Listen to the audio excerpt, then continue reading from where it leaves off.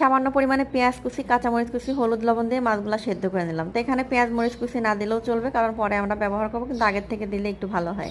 তারপরে মাছের কাঁটাগুলো বেছে নেব। পানি না শুকানো পর্যন্ত কিন্তু মাছগুলো সেদ্ধ করতে হবে, পানি ফেলানো যাবে না। এরপরে হচ্ছে বেশি পরিমাণে পেঁয়াজ এবং কিছু কাঁচামরিচ কুচি দিয়ে তেলের মধ্যে দিয়ে এই যে হালকা করে ভেজে নিলাম। তারপরে যে হলুদের গুঁড়া, একটু লবণ, সামান্য ধনে জিরের গুঁড়া দিয়ে তারপরে আমি মাছগুলো দিয়ে দেবো। তো এখানে অতিরিক্ত পরিমাণে গুঁড়া দেওয়ার প্রয়োজন নয়, কারণ হলুদের গুঁড়া কিন্তু অলরেডি টাকি মাছের মধ্যে আগের থেকে দিয়েছিলাম। তো এখন দিয়ে হালকা নাড়াচাড়া করতে হবে, ভালো করে পেঁয়াজের সাথে মিশিয়ে নিতে হবে। তারপরে হালকা আছে অনেকক্ষণ ধরে নেড়ে নেড়ে লাল লাল করে ভাজি করে মানে ঝুরিটা করে নিলেই কিন্তু হয়ে গেল টাকি মাছের অসাধারণ মজার ঝুরি। তো এই রেসিপিটা অনেকে আমার কাছে চাইছেন, তো আমি কিন্তু এর আগেও লং ভিডিও আকারে পোস্ট করেছিলাম, তো সেই জন্য হয়তো অনেকেই দেখেন নাই, বা মনে হয়েছে যেহেতু ভর্তার ছবি দিয়েছিলাম ওই জন্য বলছে যে আমার টাকি মাছের ঝুরির রেসিপিটা একটু দিবেন। তো রেসিপিটা আগেও শেয়ার করা হয়েছিল, তো এখন আপনাদের সুবিধার্থে আবার একটু শর্ট আকারে আপনাদের